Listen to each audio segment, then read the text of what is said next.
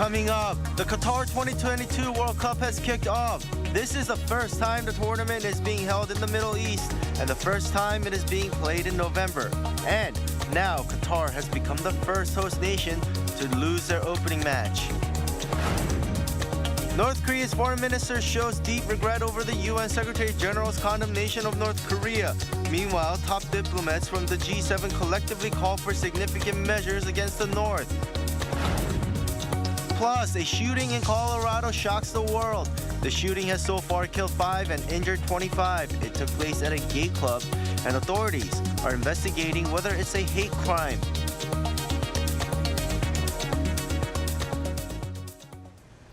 Good morning. Welcome to New Day at Arirang. We begin this morning as overnight the FIFA World Cup 2022 in Qatar kicked off with its opening ceremony. This is the first one to happen in the Middle East, and big names, including BTS Jungkook, took center stage. South Korea will play their first game later this week. Our Kim Yo-sun starts us off this morning. K-pop sensation BTS member Jungkook took center stage for the opening ceremony of the FIFA World Cup in Qatar. During the ceremony, which began at 5:40 p.m. local time or 11:40 p.m. Sunday in South Korea, Jungkook was joined by many other musicians to deliver a message of inclusion and diversity. The 30-minute show also paid tribute to all 32 participating nations, former World Cup hosts, and volunteers. A day before the opening ceremony, Jungkook visited the base camp of the South Korean national soccer team and shared his support for the Taeguk Warriors. I hope no one gets injured. My bandmates and I, along with all the Korean people, will be cheering you on to achieve what you've been longing for. The opening ceremony set the stage for the opening game between the host country Qatar and Group A rivals Ecuador. Qatar was utterly outplayed by the South American country in a 2-0 loss, leaving them facing an uphill battle to make it out of their group in their first ever World Cup. With this, Qatar became the first host country in the competition's 92-year history to lose its opening game. South Korea opened their World Cup account on Thursday when they play Uruguay. Kim Yo-sun, Arirang News. Following North Korea's firing of an intercontinental ballistic missile last Friday, the United Nations are set to hold a Security Council meeting on Monday. And ahead of that meeting, the UN Secretary General faced criticism from the North's foreign minister, who called out the UN chief for lacking objectivity. Song Yoo-jin has the details. Following the United Nations Secretary General's condemnation of North Korea's firing of an intercontinental ballistic missile last Friday, the regime's foreign minister has hit back. In a statement carried by the state-run Korean Central News Agency on Monday, Choi Sun-hee expressed deep regret over UN Secretary General Antonio Guterres siding with the United States and failure to be impartial and objective. Che said that the Secretary General calling Pyongyang's legitimate self-defense against Washington a provocation made her think of him as a member of the White House or its State Department. This comes after Guterres strongly condemned the North's most recent ICBM launch and urged the regime to immediately stop further provocations. But Che's statement could also be interpreted as a show of discontent against the United Nations Security Council meeting on Monday. The meeting, requested by the U.S., is set to discuss North Korea following its series of missile launches this year. And the international community is seemingly holding high hopes that the meeting will be fruitful. For one, G7 foreign ministers have already stressed that the UNSC should take significant measures against Pyongyang's provocative actions through a joint statement on Sunday. They also urged all states to fully and effectively implement all UNSC measures and sanctions against the North. Song Yoo-jin, Arirang News. The nation's finance ministry will set up a special task force and establish a 5-year plan to boost the services industry. The finance chief emphasized the importance of supporting Hallyu acts and contents like BTS and Squid Game to boost cultural exports in these difficult times. Our Choi Min-jung tells us more. South Korea is planning to revamp its slowing economy by fostering its service industries with exports of K-content at the top of the list. Recently, various cultural and entertainment content, such as BTS and Squid Game, have gained popularity across the world. They are emerging as new growth and export engines. However, Finance Minister Chu Kyung-ho on Friday underlined that the country's productivity in the service industries is still lacking, despite K-content being a major hit around the globe. Chu referred to an OECD report that showed an average employee in South Korea's service sectors created value worth around $64,000 in 2019. This is lower compared to the OECD average of $88,600. Against this backdrop, the Finance Ministry announced that by the end of this month, it will establish a special task force run by officials from the public and private sectors. The task force will also draw up a 5-year plan to boost the country's service industries. In addition, it will focus on speeding up efforts to increase exports. Last year, exports from the country's service industries reached $121 billion, which only accounts for 15% of the country's total exports.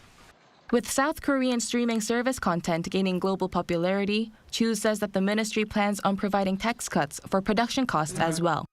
Choi Min-jung, Arirang News. Milk prices in South Korea rose following an increase in the price of raw milk, which is set under the country's unique system that protects dairy farmers. Now, bakery, cafe owners and consumers are raising concerns over the price of related products amid soaring inflation. Our Shin Ha-young zooms in on this phenomenon. On November 3rd, the Ministry of Agriculture, Food and Rural Affairs announced its decision to raise the price of 1 liter of raw or unpasteurized milk by 49 Korean won to 996 won, which is about 74 US cents. However, until the end of this year, the price will actually increase by 52 won or just under 4 cents.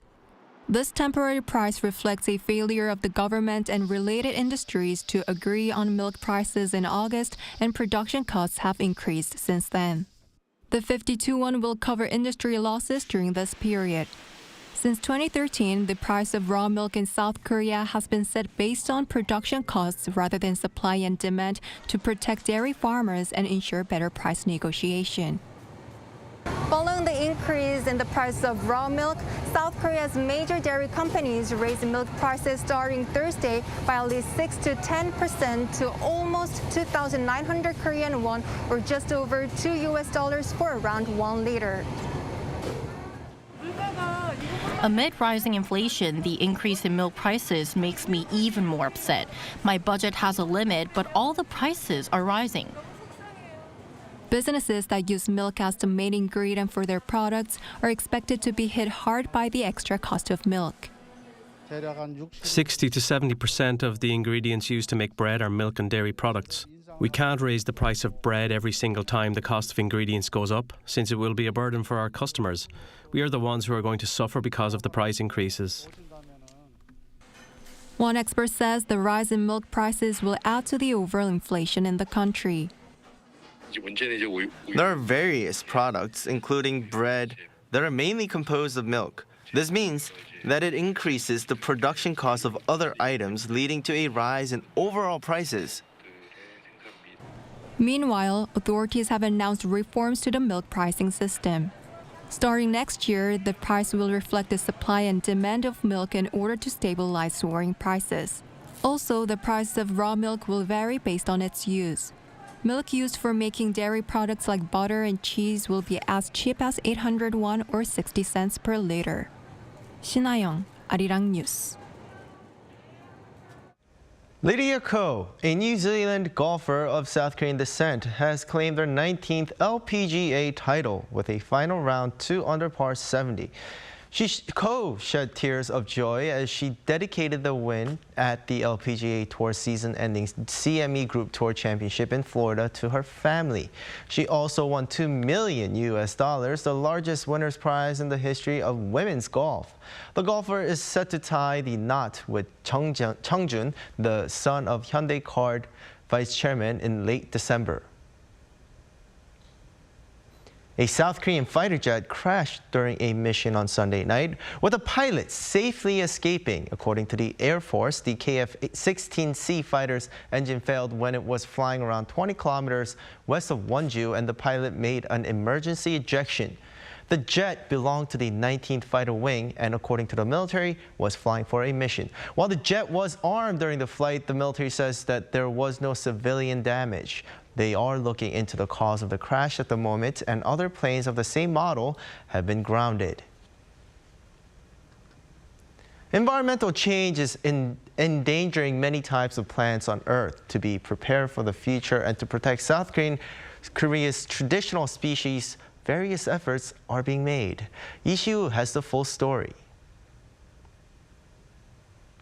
On a chilly morning in the city of Paju, an hour's drive from Seoul, Park Young-jae and his team go door to door asking farmers for something special. 옛날 토종 씨앗을 찾으러 다녀요. 옛날 씨앗. 집에 거. 집에 거 지금 있는 집에 없지.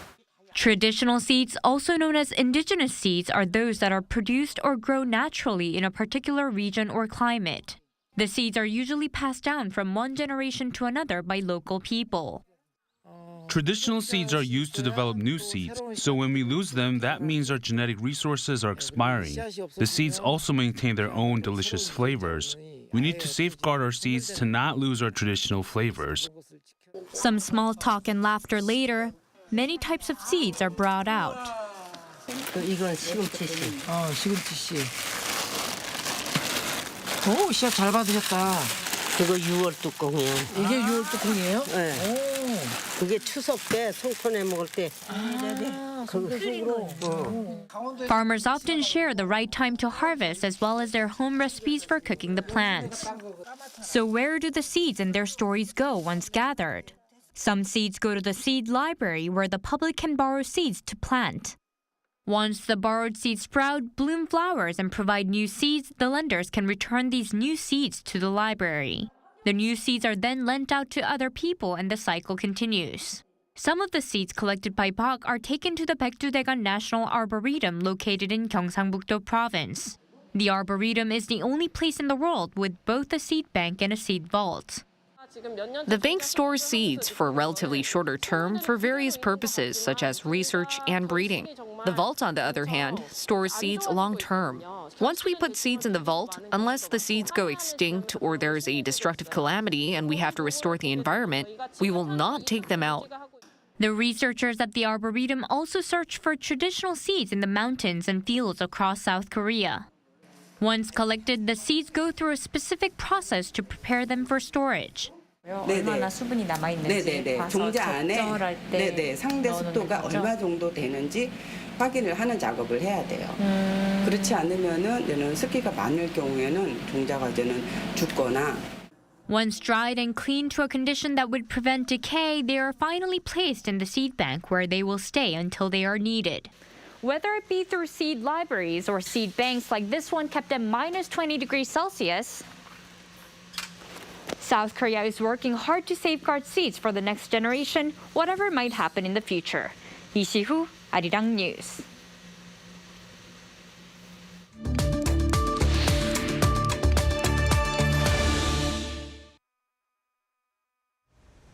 As we reported, there has been collective condemnation of North Korea's recent ballistic missile launches. This has been the case all year as the regime embarked on an unprecedented number of launches and provocations in 2022. But so far, Pyongyang does not seem to be bothered much by the opposition of the international community. So in what direction are things likely to go on the peninsula? We have Mark Berry, Associate Editor Emeritus, International Journal on World Peace, with us this morning. Well, good evening to you as you are in New York. Yes, and good morning to you. Thank you for having me. Well, it's always good to see you. And first of all, North Korea has really stepped up provocations in 2022 with a number of missile launches not seen before. What's the reason behind the escalation? Escalation. And also they're hemmed in because the new Xi Jinping in his third term has signaled to the North not to conduct a seventh nuclear test without serious consequences. So what they've done is they've ramped up the numbers with a little bit of an improvement in capabilities. And I think they put the exclamation point on it the other day when Kim appeared at the test site with his oldest daughter, who we had never seen before. And I think that's his way of saying this is the family investment and enterprise, and we're here to stay. And I'm not necessarily sure we're going to see that many more tests. I think he's made his point. Right. He's certainly made his point so far. Experts say that now North Korea has all of the U.S. within reach of its missiles. Isn't this crossing the line previously set by Washington? Well, the red line that was set was after President Trump and Chairman Kim decided to shelve joint military exercises, and it was understood that the North would not conduct any more intermediate or longer-range missile tests as well as nuclear tests. So I would say that they kind of crossed that 2018 red line when they began to test intermediate range or IRBM missiles. But basically, of course, they do have to test to a certain extent. But I think they had no issue in crossing this line when they saw that the U.S. and South Korea were resuming various joint exercises, particularly this year. So this year has made all the difference, and particularly because there's been a complete lack of dialogue and meaningful communication between the two sides. Right, and as I mentioned before, at this point, what can South Korea and U.S. do to pressure the North to halt missile tests and a possible nuclear test? It does not seem like current methods are working. No, and I'd rather not even get into the discussion of, should it be recognized, the North, as a nuclear state and all that. I think we're missing the forest for the trees. We should remember that it was Kim Jong-un's grandfather, Kim Il-sung, who signed the 1953 Korean War armistice, along with China's General Peng and U.S. General Mark Clark. So the armistice remains in effect. The belligerents are still in a technical state of war. And so serious regional instability continues to exist. And North Korea knows that their founder himself signed the armistice, which means their supreme leader has affixed his signature to it. Now, next year, 2023, marks the 70th anniversary of the signing of the armistice. And I think President Biden and President Yoon should ask or invite President Xi and Chairman Kim to join them to begin a Camp David-style negotiation process to end the state of war on the Korean Peninsula once and for all. And as part of a final settlement, the North's nuclear and missile programs should be negotiated as an arms control component to the larger political agreement. And these likely months-long negotiations could be held at a U.S. military facility in Hawaii rather than Camp David outside of Washington. And the final agreement can be signed by the leaders in person. So given President Xi's, I think, successful and meaningful meetings this past week in Asia with Presidents Biden and Yoon and with Prime Minister Kishida, there's now a basis to move forward. And I look forward to that kind of improvement in 2023. Well, we look forward to things to get better, of course. Well, thank you so much for your insights. And I hope you have a great evening, Professor. Okay, thank you so much.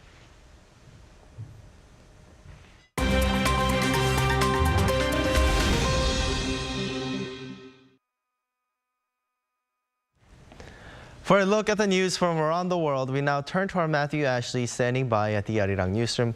Good morning. Good morning. Let's start in the U.S., where at least 5 people have been killed and over 20 injured in a mass shooting. Well, that is right, Doyon. The shooting took place in Colorado Springs at an LGBTQ plus club called Club Q. Now, late on Saturday night, a young male gunman entered the club and immediately began shooting from a rifle. 5 were killed and another 25 injured, with several in critical condition. The gunman was stopped after 2 patrons overwhelmed him and is being treated at a hospital under police supervision. Another 2 pistols were later discovered at the scene, and the motive for the attack is still being determined. Now, the attack comes a day before Transgender Day of Remembrance, which remembers those who have been killed as a result of transphobia. Now, former US President Donald Trump has been given back his account on Twitter, reinstated by the company's new owner, Elon Musk. Trump had been banned for what Twitter said was the glorification of violence in his comments about the riot on January 6th at the US Capitol, following the 2020 election. Musk said he based the decision on an informal poll of Twitter users in which a narrow majority said President Trump should be allowed back. While banned from Twitter, Trump said he would not be returning and would stay on his own platform, Truth Social. But if he does come back, it could again be a vital platform for his 2024 presidential campaign, which he announced last week. Trump has yet to tweet on his @RealDonaldTrump account since his reinstatement. Turning to New York State now, where heavy snowfall over the weekend has covered the western part of the state, including the city of Buffalo. Measuring at around 1.7 meters in some areas, the snowfall has seen flights grounded, roads closed, and driving bans put in place. 2 people have died from cardiac arrests while trying to clear the snow. Officials have warned that more snow and freezing cold winds could be on the way. The area last saw such heavy snow in 2014 when Buffalo was buried under 2.1 meters of snow. Dubbed Snowvember, the 2014 storm caused several roofs to collapse and led to 13 deaths. And finally, Iran's football captain has seemingly expressed solidarity with protesters back home. Speaking before Iran's World Cup match against England on Monday local time, defender Eshan Hajasafi started a news conference by expressing his condolences to those who died in the months-long protests. He also said that the national team supports the people in Iran and sympathizes with them, adding that conditions in the country are not good. Iranians have been protesting since the death of 22-year-old Mahsa Amini on September 16th, after she was detained by Iran's morality police for not wearing a hijab correctly. According to human rights groups, over 400 protesters have been killed and more than 16,000 have been arrested in crackdowns by local authorities.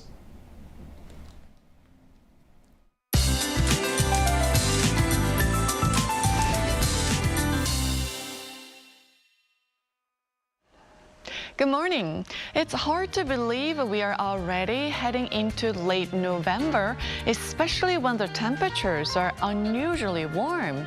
It's going to feel more like late October again today. I mean, we should have morning temperatures around 1 or 2 degrees Celsius, but kicking off the day at around 10 degrees Celsius here in Seoul. And afternoon highs will also be 5 to 7 degrees Celsius higher than seasonal norms in most parts of the country. Seoul topping out at 16 degrees Celsius, Daegu, Gwangju at 19 degrees with more clouds than sunshine in the upper regions by the afternoon. Air quality in Chungcheong, Namdo province though will be bad all day today. Now tomorrow is Sosol, and usually the first snow falls around this time, but due to the abnormally warm temperatures, we'll have rain instead tomorrow and into Wednesday. And that rain starts in the East Coast and Jeju tomorrow morning, gradually spreading to the rest of the country by afternoon, lingering into Wednesday. The East Coast could see up to 60 millimeters of somewhat heavy rainfall. With that, here's a look at the weather conditions around the globe.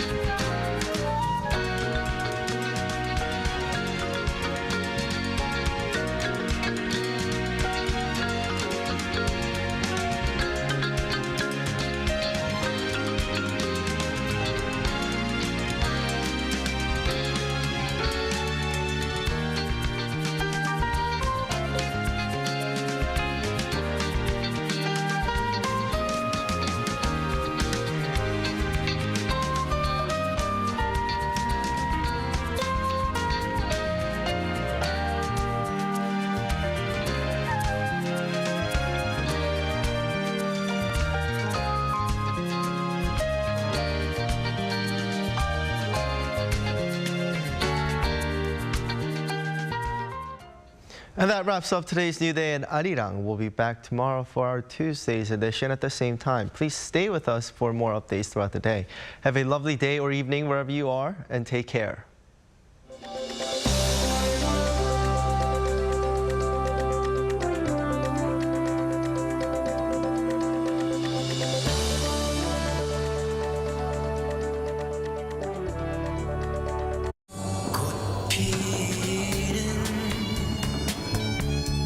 백섬에